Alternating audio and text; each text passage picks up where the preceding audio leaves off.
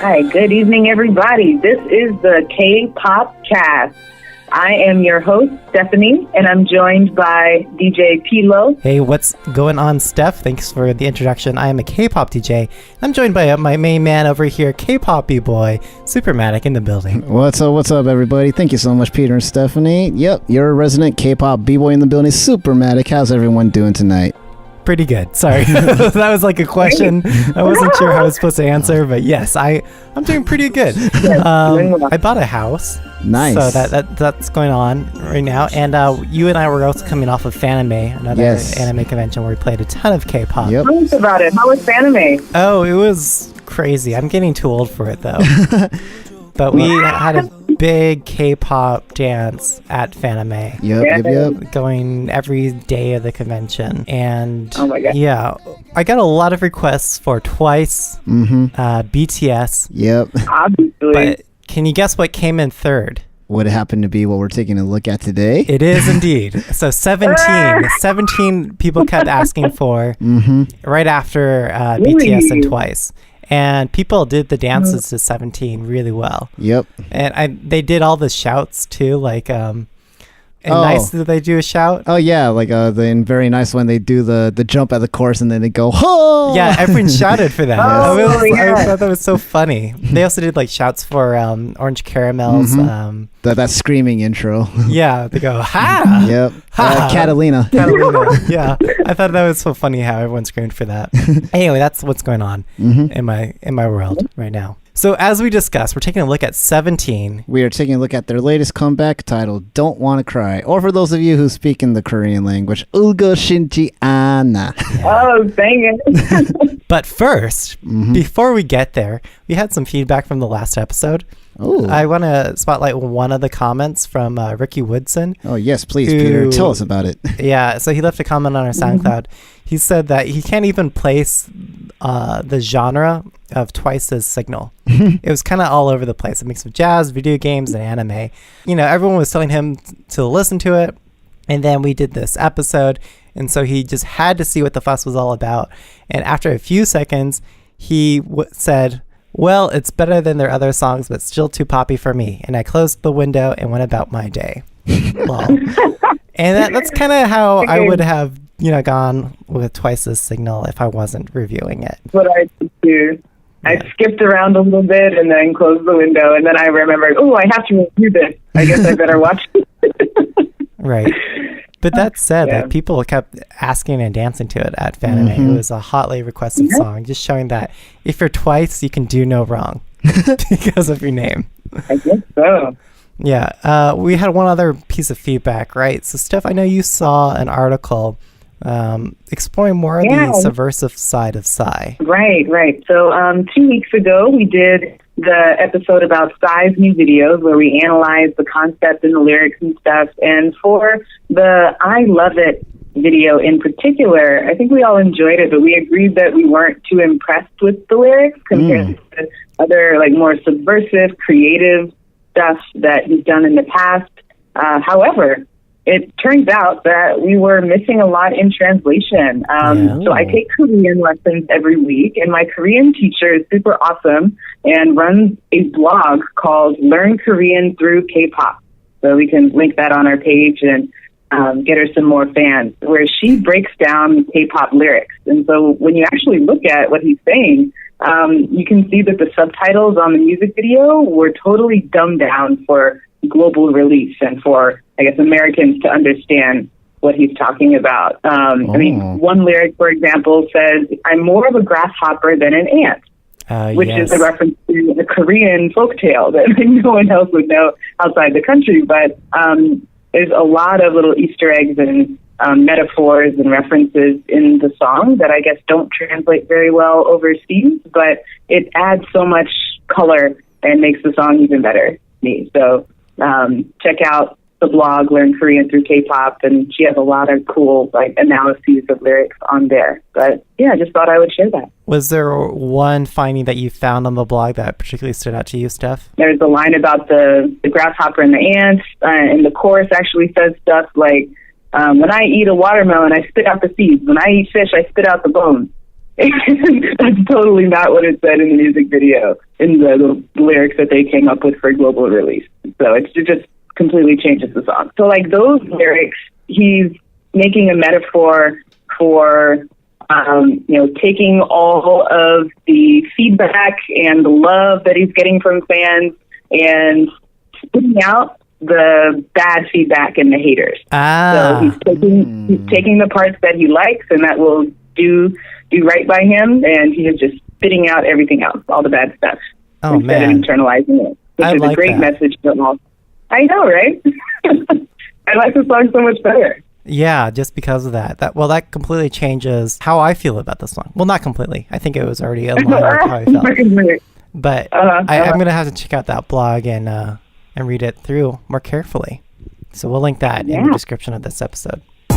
All right, so let's go on to our hit replays of this week. What's making you hit replay this week, Steph? One of the highlights in K-pop land for me this week was seeing my beloved boy group BTS win an award in the Billboard Music Awards this week. Yes, I watched them go up and get the award, and I was just so proud of my boys, and I just loved it. It was so much fun, and they accepted the awards with such grace and maturity and excitement too, and I got to see them make the rounds on all these interview shows and stuff, and Rapman was holding it down with his English. I was like, yes, do it.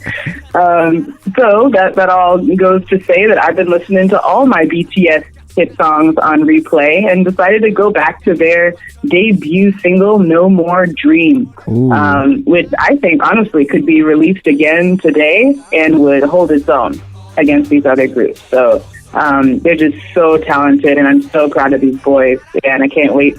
I hope that an American award show invites them to perform next year. I think that's what they asked for, and I think they're going to get it. Awesome. I saw an article recently that they actually don't have plans to make a formal American launch. In other words, they're going to keep doing what they're doing, and they're going to keep promoting, and us international fans will continue to absorb it as we have. Yeah. Rather than follow the folly of the Wonder Girls. Ooh, yeah, I think that might actually be the wise choice. No one has made it following that other path, so I'm all for it. Well, give it a listen. It's No More Dream by the Bulletproof Boys.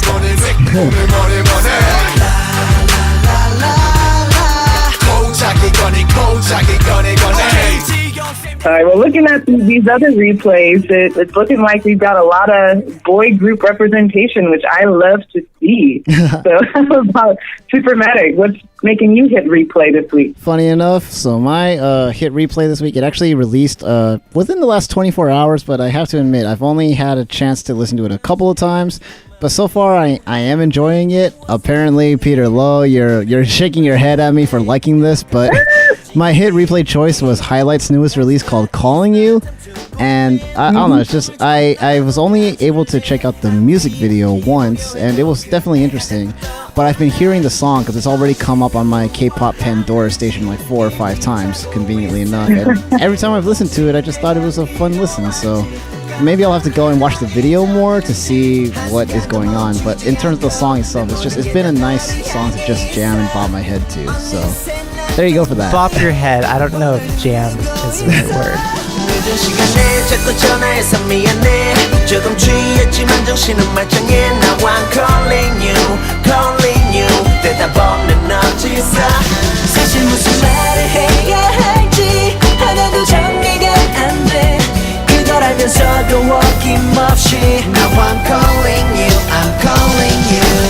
But I will also give you that it has high production value. But I couldn't get into it. I tried because I love their last song, Please Don't Be Sad. Right? So I was optimistic for this one, and then I saw this one, I was like, nope, can't like it. So for me, my hit replay for this week, it was hard. I originally was leaning toward Yezi's ratchet electronic beat and her snake. Yeah, that snake. I saw that video. I thought of Peter right when I saw that video. That makes 2 of us. Right. Yeah. But the more I listened to it, I couldn't really get into it because it was lacking diversity in the musical. Yeah, in the music, right. So yeah, I agreed. It was pretty bad. It could have been better. Her last song, Cider, was so good. But there were 2 other singles which came out this last week by Wine Group from the appropriated hood of Seoul, Korea. That's the YG building, and it's from their group iKON. And iKON had 2 great songs, Bling Bling and B-Day. Yep. I liked Bling Bling more than I like Yezi's song because it had a stronger drop, honestly. Something that you could play in like the middle of like a DJ like dance anthem. But their song B-Day I thought was more catchy and more fun to listen to. Just when I'm on the drive or when I'm rocking out to work. So I like how it changes while the tempo stays the same throughout the song. I like how it changes between something that's hard hitting and also catchy with the chords. So that's what I love about iKON's B-Day. Catch it either audio only, or if you watch the music video, it's a cacophony of like different images and beats and colors and styles. So I think there's no wrong way to digest iKON's B-Day.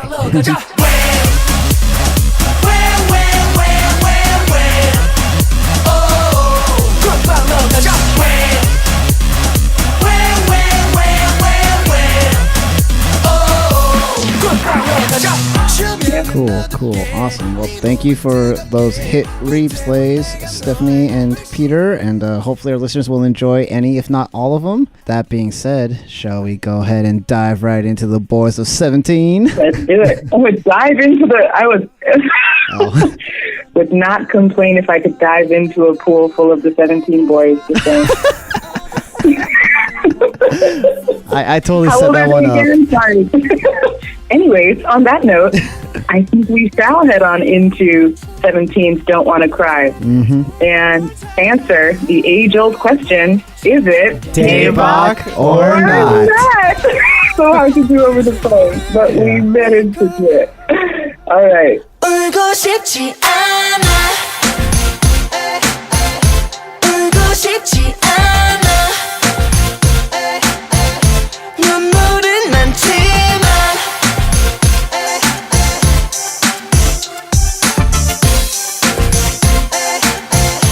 울고 싶지 않아. So, what was like the build up to this song? I know you guys are keeping track of the teasers and stuff way better than me. What did you see in the last few weeks? Well, I guess I'll go ahead and be the one to take the reins here, seeing as how I am the resident Carat in the building, which is 17's fan base. Okay. Yeah, CARAT, so like 24 carat. Man, what fan base are you not a part of that? Lately, I've been getting into quite a lot of groups, I'll admit, but 17 is definitely a newer one that is, I can't not stand these guys. Okay. Like they're dope. But so there was at least a good 2 weeks where there were individual trailers, kind of like almost short movie teaser clips. Like some of them were about 2 or 3 minutes each in length, and each of them highlighted one individual member of 17. And the interesting thing is that about half of the trailers were all in black and white, and then the other half was like in full scale color. So it's kind of like showing that contrast, and it shows each of the members by themselves. And then there's like a voiceover narration, and you see these members, like each of them kind of, you can tell that there's something a little more on the downside. They're depressed, they're sad, like something happened, and the mood is not exactly that great. But the interesting thing is that all of the 13 trailers are tied together, because at the end of one member's trailer, they run into the next member. And the member that you see at the end of the previous trailer, their trailer's the next one that was released. That's really good that they did that, because I, for one, did not watch any of those trailers. And you just kind of linked it to me like one day that like, hey, there's this cool new song. I'm like, oh, this song is pretty cool. So I didn't get that same, intro digestion. But that's good that you point that out, because my major critique with the music video itself is that I don't get enough screen time for each individual guy. Oh, yeah. It feels like there's a bunch of like stories that are there that I didn't get the memo. But clearly the memo were in all the teasers. Yeah, there was a lot of work put into the build-up as much as there was for the actual release itself. So it's really interesting. I know previously we've covered other groups before where they did similar things, like with GOT7 and the whole Flight Log trilogy. Right. BTS with all the teasers and the build-up of the Most Beautiful Moment in Life series. Yep. 17, good job to them, but it was also an interesting concept because there was a lot of anticipation already when they announced their comeback, and then when all of the 13 trailers dropped, like day by day, as each successive trailer dropped, all the 17 fans were going crazy, and they're like, oh my god, like the anticipation was just built tenfold with each new trailer and teaser. 13-fold, there you go. Yes. But yeah, there was definitely a lot of hype, a lot of anticipation, a lot of build-up, and to be honest, I have to say, I feel like they definitely more than delivered. There was a overarching story that was hinted at within all 13 of the trailers, because their album is titled AL1 or Alone, but what that derives to mean is all together as one, never truly alone. So all one. But the way they spelled it was like AL1, so like almost as if it's the word alone. So it's a nice play on words there. That is Are you sure that they just? Are you sure that they just wanted to, do a 2NE1/Beast thing and use the sounds of what? I mean, that's possible, I guess, but this could also be the possibility that you're just playing around with English and numbers. Well, that's proof that it's a K-pop group. Exactly. Because if a K-pop group doesn't have a number in the name of one of their albums or songs at some point, then I'm not sure they're actually a K-pop group. Yeah, this is true. Exactly. This is true. I think they're just checking the box here. Yeah, that's right. They had to get there eventually. But okay, so that's the theme, right? Yes. At least for this album. But how did we see that in the trailers? Well, in the trailers, as we touched upon, so we see each of the members by themselves, but then the thing is that within the last 30 seconds or less of each trailer, you see that individual member meeting up or running into the next member whose trailer would be next. So all the trailers were tied together, and then the last trailer that came out, that was released before the song itself, was the leader, S-Coops, and in his trailer, you see that at the end, he's kind of isolated by himself, but then he curls into a ball, almost fetal position, and it's in black and white. And then when he opens his eyes, his trailer is in full scale color, and the other members of 17 are there with him. So it's another one of those like paradigms where it's like, what's it like to be alone versus when you have your friends with you? Man, I'm getting some BTS Spring Day vibes from this. I wasn't getting that from the main music video, though. Yeah, but there was a lot of room that I feel like they probably didn't take advantage of in the video, but that's probably because they expected, or at least they thought, that everyone would have gotten the idea from watching the teasers. Yeah. So unfortunately, the story and the concept may be lost on all those who only watched the music video and didn't bother to take their time with the 13 trailers. I don't think that's a winning strategy, honestly. Like, I think you got to make it self-contained within the music video, and then you can add sort of supplementary backstory, overture stuff in the teasers. And I think that's the folly of or the downfall of GOT7, as you mentioned. Sometimes even with Twice. Yeah. The concept is lost unless you've seen the trailers. So, yeah, that would be a critique from me. Wait, what? You think GOT7 had a downfall? Well, for example, with the GOT7 Flight Lag trilogy, you couldn't know what the story was without watching the trailers. I didn't know what the story was until you guys broke it down for me on the episode. Then my mind was blown. Yeah. It's just too deep. It's too hidden. Yeah, but see, that was a lot of work, right? You're not going to break that all out, and the average listener or K-pop fan isn't going to go into that excruciating level of detail. Nope, you're right about that. All right, so all together as one. Do we see that in the music video for this song? Definitely.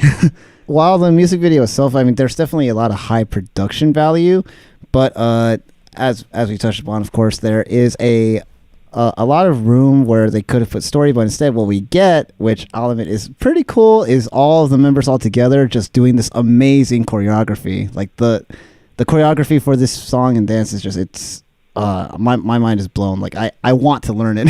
And the cool thing is that yesterday they just released a performance version, so opportunity to practice there. But major credit to Hoshi and I believe the 8, two of the members of the performance unit, because Hoshi is the main choreographer of the members, and the 8 is also one of their main dancers. So good job to those two for coming up with such amazing choreography for the group to add with this song. Just to add further to that, I think that's one of the main appeals about 17 is because most of these other K-pop groups and dancers, you hear about them getting other choreographers or other dancers to choreograph pieces for them. That's what it is to be in a K-pop label. You're outsourcing all this talent, all this producers and choreographers basically to be the puppet masters for these K-pop groups. So that is very different. Like, that's one of the main reasons I believe that 17 has built such a strong following and fan base, because pretty much majority of all of their material and their stuff is self-produced. Like, they have Woozy, who writes and produces majority of their music. They make their own choreography. It's just, they're amazing. Yeah. Definitely something different. So good job to them for just how they managed to craft something so well for this special comeback. Oh, yeah, I loved it. It was the first thing I noticed. I mean, besides the high production value and besides the one boy falling into the water. I was like, ooh, this is going to be artsy. Okay. But the choreo really won me over. I like how they isolated upper body movements in the part where they were down on the ground. I like how they were kicking up sand in the desert. It was just a fun time, and you could tell that some serious professional skill went into this. And I was watching their older videos as well. Their dance moves have gotten way tighter and more synchronized. That's definitely true. So I'm just impressed all around. Love it. Yeah, +1 on the tighter dance moves. If you watch these groups grow and evolve over time. It definitely follows a couple tropes. Dancing in parking garages or on top of parking garages. Dancing in the desert. Lots of K-pop music videos are also filmed in the desert. But the strength of this choreo, I think, really relies on the 13 members. Yes. Right? If you don't have the 13 members, it doesn't look as good. And no offense to some of the dancers I saw at Fanime this past weekend who danced to this song, but it doesn't look as good when you're the only one doing it. Yeah. Right? That tightness that you're alluding to, Stephanie, that works very well when you have 12 other members doing exactly the same thing. Then it looks really cool. And each movement by itself, it's a very sharp, isolated movement. But, you know, if you're doing that by yourself, it looks just a little weird. Yeah. Good point. That's definitely one thing that 17 really does well, is taking advantage of the fact that they are like 13 members. And I really respect, especially as a dancer myself, how they always make sure that for each of their choreography pieces, they make sure to incorporate and to display and show that they are all together. Like, they don't fall into one of the other traps where they give only one certain member like all the attention. Yeah. That's very easy to do, just to become like a Hyuna and backup dancer sort of situation. But at the same time, like, this is where I'd contrast it. While it's great to have that unity, and that's the point, I guess, of this album, that you're all one. That's why everyone's doing all the, for the most part, all the same choreography together. There's a couple cool tricks where like one guy does like a kickflip or whatever.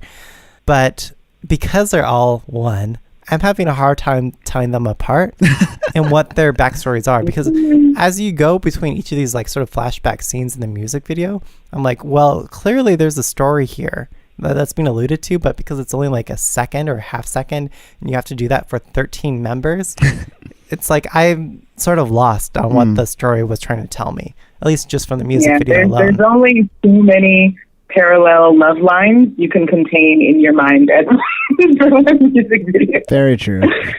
I mean, unless you're a super, what are 17 fans called again? Carrot.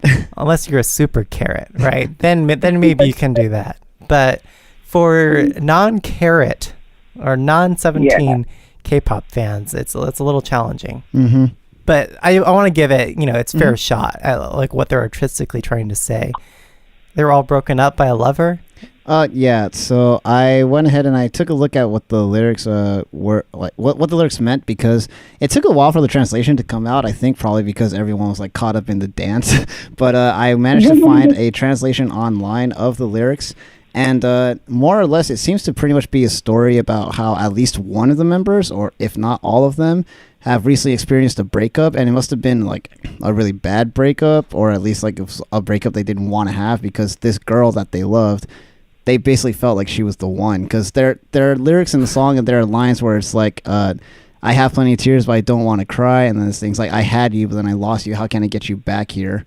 It's like, I smile, but I'm not really happy. Like things like that. Because the refrain, like it's interesting, because when you listen to the song and especially the instrumental, it's like, it seems to be more of like the up tempo, and it almost sounds like it's supposed to be happy, but then you look at the lyrics and it's basically about a lost love. It's funny you said this. I don't know if you said this intentionally or not, but you said you thought that she was the one. Mm-hmm. They're all one, going with the theme. Like, what do you do when you have like one that doesn't want to be with the one? Yeah, there's the funny thing is, after the performance version of this video came out, I remember reading the Reddit post, and some of the top comments were all like, okay, this performance version is great, but please, what we need is the versions where you tell us what the hell's going on. Was there one girl for all 13 guys, or did all 13 of the members have their own girl and they all broke up at the same time? What's going on? What happened?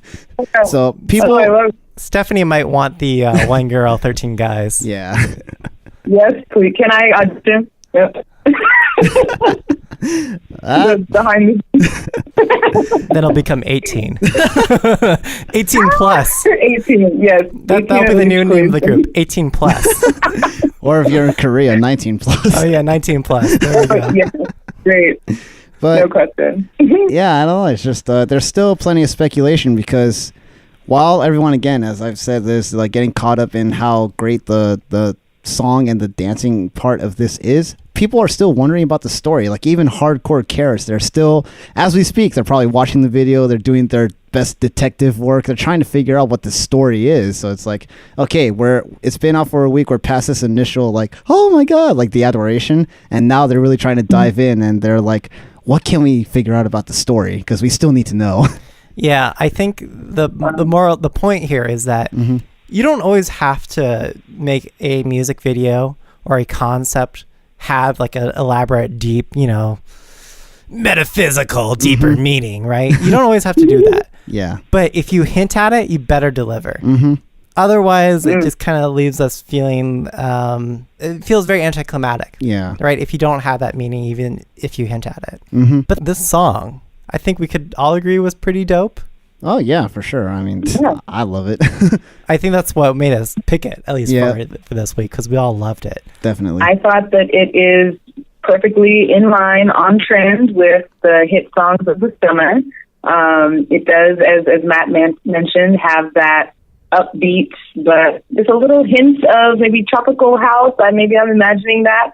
But it is really pleasant and modern and trendy and catchy. So I really liked the audio, and it goes well with the choreo and the colors in the video as well. It just all comes together in a package for me. Yeah. How about you, Pilo? Okay. So it's funny, Steph, you say like this is a song of the summer. Yes, it is a song of the summer. And in fact, it follows a like formula by the Chainsmokers. And like I mean, right. like it is Chainsmokers. Oh my god. Like I don't think it follows it exactly to the T, but it's very, very similar. I was like, I can't put my finger on it, but it sounds like other stuff that's out right now. You're right, Chainsmokers. Specifically, their Closer song. Yeah. And I kind of want to feel whoever was producing this song, they were looking at the structure of Closer. They tried recreating it, and then they tried altering it to make it their own song, which I'm not complaining. That's fine. Make it your own thing. But that's what it really sounds like. In fact, I can imagine myself playing like the verse or the pre-chorus of Closer. So like, so baby, take it closer in the backseat of your Rover. And then the chorus drops for this song. And it would work. And the crowd goes wild. Yes.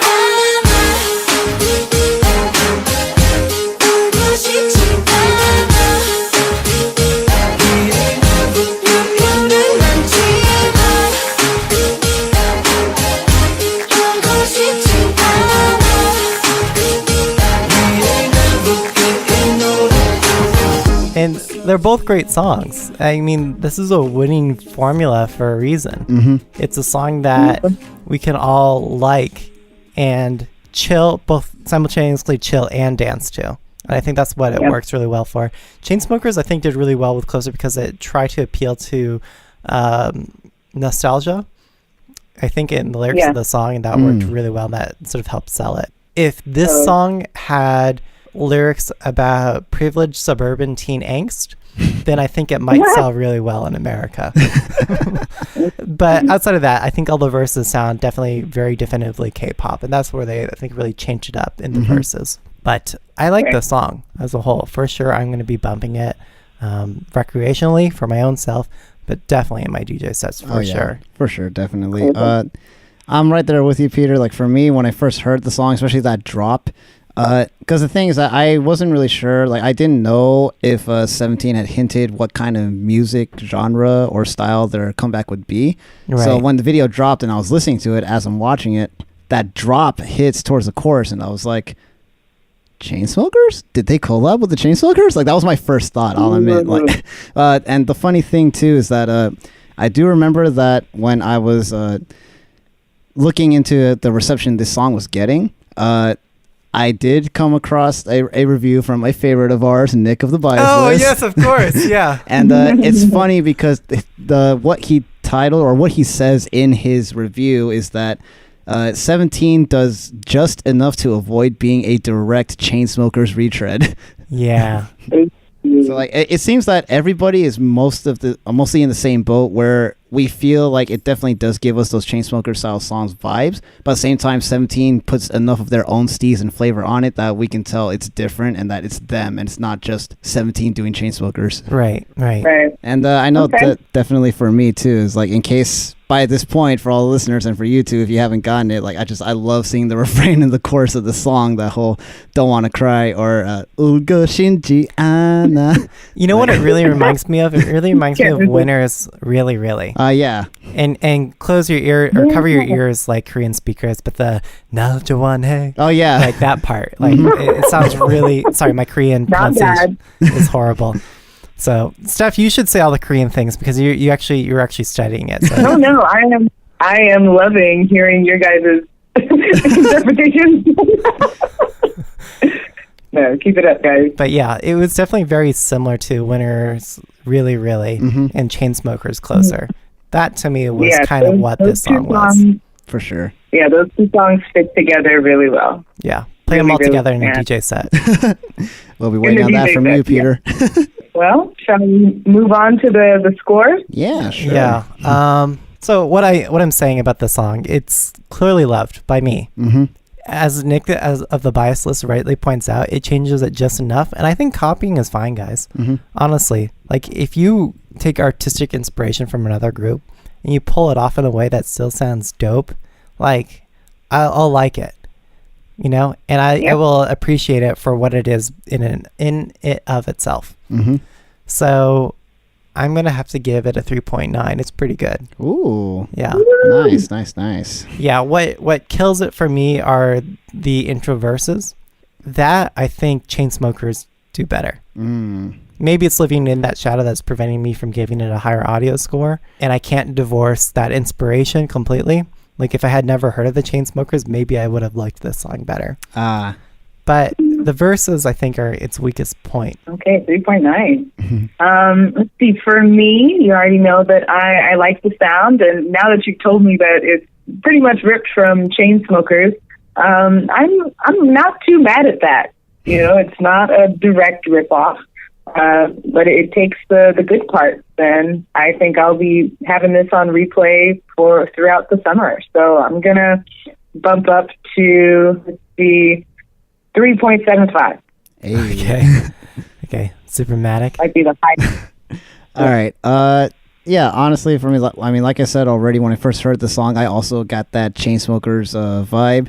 And the funny thing for me is, like, I know that most people have reached a point with the Chainsmokers because they've hit that mainstream status these days, and with how many different songs they've put out, people are kind of having like a bit of a love-hate relationship with the Chainsmokers sound and their songs.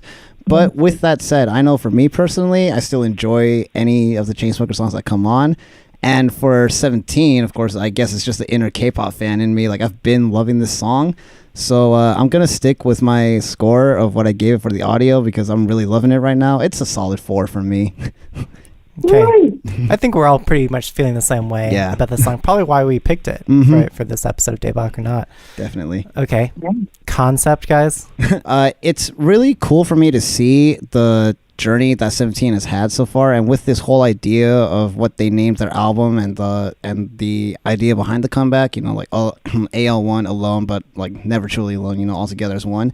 But for me, I was talking with some friends about this yesterday as we were watching the video together again, because some of them haven't actually seen the video yet. They only heard the song. And I found myself saying that for me, I think what really does it about this comeback with 17 particularly is just watching them, listening to the song, and then like the vibe that I get from them as I see them perform this, both in the music video and seeing the lives and just everything about it. And especially having been a 17 fan from virtually the beginning, seeing their growth from their debut till now, it feels like 17 has finally grown up. They're not boys anymore. They're men. They're 18 plus. Yeah. Or 19. Yeah, like that's one way to look at it. We need Stephanie to join for it to become 18 plus. It'll have two names. It'll be called 18 plus for the American release, and then it'll be 19 plus in Korea. Right. Yeah, even better. And then that aside, also, of course, again, as we spotlighted already, and not to harp on it even further, but just the choreography, man, it's dope. Like, I love this dance. I know I'm definitely going to be doing my best to learn it. But, yeah, it's so much fun to watch. And it's just, you can't help but have your breath taken away when you watch it, especially if it's your first time. So, good job to 17 for that.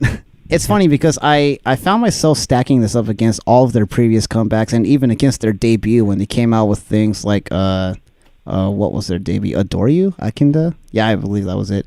And it's just I think one thing I like too is how noticeably different this particular comeback is compared to all of their previous ones. Oh, that's a good point. Yeah. So all that considered, I find myself giving their concept as well another really strong solid 4. Okay. Yeah. That's a good point. So for our listeners who don't know, a lot of their other stuff, at least from what I'm seeing, it was a lot of teen boys in like schoolboy or school outfit uniforms, right? This, they're wearing like rugged denim, you know? And they're shot in LA in the desert in parking garages. Yeah. So it's not a bunch of like, goofy boys. I think that's a good point. It's a mark of maturity when the boys are taken out of the classroom and thrown into the desert. Or just any other part of the real world. Tame in, drip drop, anyone? Oh, yes. Hello. Yes. Right? Another desert. Coming of age in the desert. Or getting some sun. I mean, how else do you think they stay so pale? Right. My score for the concept, I mean, after discussing with you all and listening to your past episodes where you picked out these just really artistic, deep, literary referencing videos, and maybe I'm a little biased after listening to this podcast, but I did think that the story was kind of lost or maybe too simple. I wasn't really impressed with the storyline, but high production value, again, I enjoyed watching the video. So that puts me kind of right in the middle. I will say 3.4 for concept. Okay. Well, I'm giving it the lowest of you guys. I'm giving it a 3. I can't watch it by itself and appreciate it, I think, as it was intended by itself because of those trailers. The meaning's lost for a casual listener or watcher. And I think it delivers on the production value that we would expect of 17, but it doesn't go above and beyond to either deliver closer on that message that they were trying to intend to deliver. That still is very opaque and head scratching. And it doesn't do justice in conveying a story for each of the individual members. And I'm not sure you can with a 13-member group. If there has been a group that has, done a story very well or concept very well for a 13-member group, I don't think I've seen it yet, so I'm not sure it can be done. Or it have to be delivered in a way that's Super Junior videos. Yeah. See if they were able to, off the top of my head, I don't think they were able to pull it off that well. But if anyone could do it, it's Super Junior. That's right. And they were, I think what worked for Super Junior was that they had very iconic dances. True. And the dances is what kind of sold the large number group. Yep. But right. I feel like maybe it's just my own personal judging paradigm that will forever bias me against larger member groups.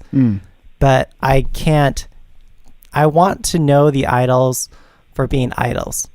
The point of having an idol is to have the sexy puppet that, sort of orchestrates, the music and the concept, right?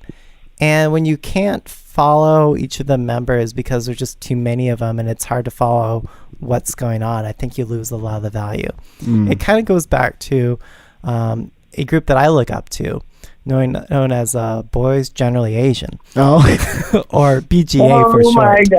God. And they explored this very nuanced topic in this song called Who's It Gonna Be? And they ask, who's going to be the best? It really comes down to who has the most screen time and who has the most lines. And in a 13-member group, you can't carefully, evenly distribute that. At least not in a way that's going to work well for a 3-minute song. True. So it's a 3 for me. All right. Well, with all that said, I guess there's just one thing left. Whether we all feel if it's Daebak or not. All right. Well, I guess I'll go ahead and just start it off, being the resident Carrot in the building. And if you didn't already know, it's definitely Daebak. Daebak for me.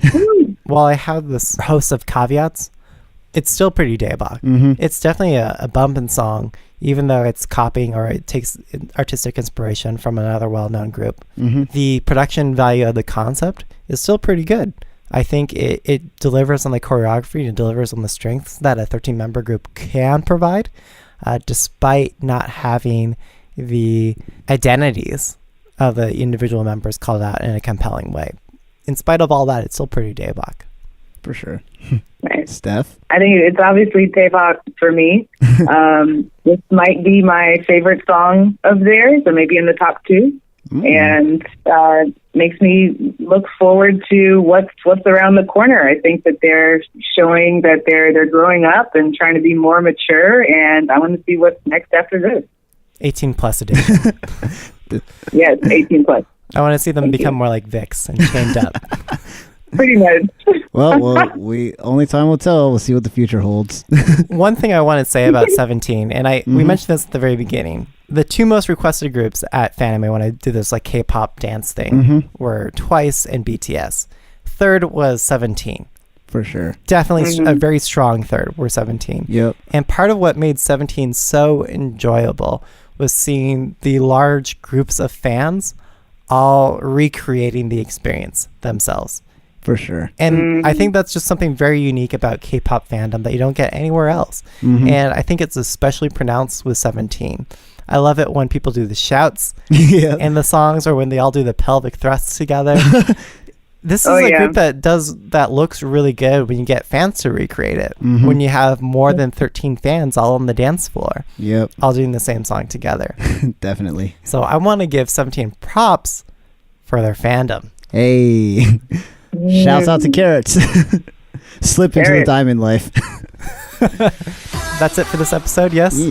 Yeah, definitely for all you listeners out there, thank you for sticking with us. And this coming week is actually chock full of releases. But I think some of the notable ones we may or may not look at come this time next week.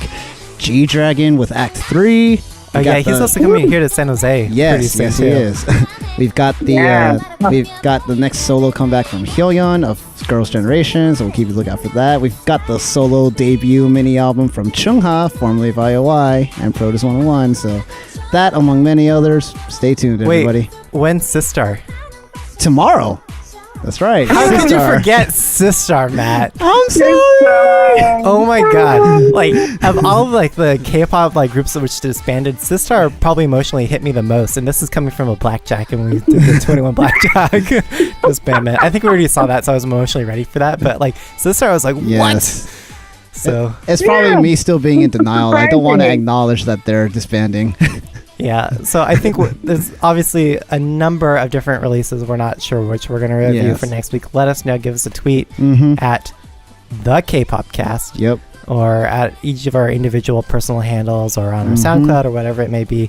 Matt, where can people reach you? I'm always on Twitter. You can find me there at Supermatic, SOUPERMATIC. So feel free to have a conversation with me and all of us. All right, and you can find me on Twitter at FParker2. And I'm at DJ Peter Lowe. And these guys are joking because I've got this little sample that I hit during my DJ sets where I use Taeyeon's. What was it? Taeyeon? Or is it Jessica? I think it was Tiffany, actually. Tiffany. Because she's the one in Genie who says, DJ, put it back on. That's the one. So I've got Oh, this yeah. sample. I've got this sample where, Come on. yep, exactly that. So where I take Tiffany's Awesome. DJ, Mm-hmm. and I just put my name in. Nice. DJ Pedro, and I put that in the middle of my set. So yeah, those are all the ways to get engaged with us. Be sure to follow the K-pop World Festival. Oh, yes. That's coming up. I'm DJing again for that this year. Hey. So You're a big beat. yeah, go follow the K-pop World Festival in your neck of the woods. I'll be rapping here in the Bay Area. Mm-hmm. Let us know what we should review. I really want to push for Sistar. Yeah, for sure. I'm down with that. How about you, Steph? What's your top pick for next week? Oh, let's do Sistar. I'm a fan. Okay, Yeah, okay. okay. Maybe we'll all do Sistar. I'm really hard on girl groups, but they get my approval. Let's give them respect. Okay, so in other words, screw you, G-Dragon. Screw you. Who else did you mention? Hyoyeon and Chunga. Hyoyeon, Chenyang. Okay. It's Sistar. Yeah, okay. Okay, it's decided. All right. Catch you Yep. guys all next time. Yeah, thank you so much. Good All right. night. Yeah.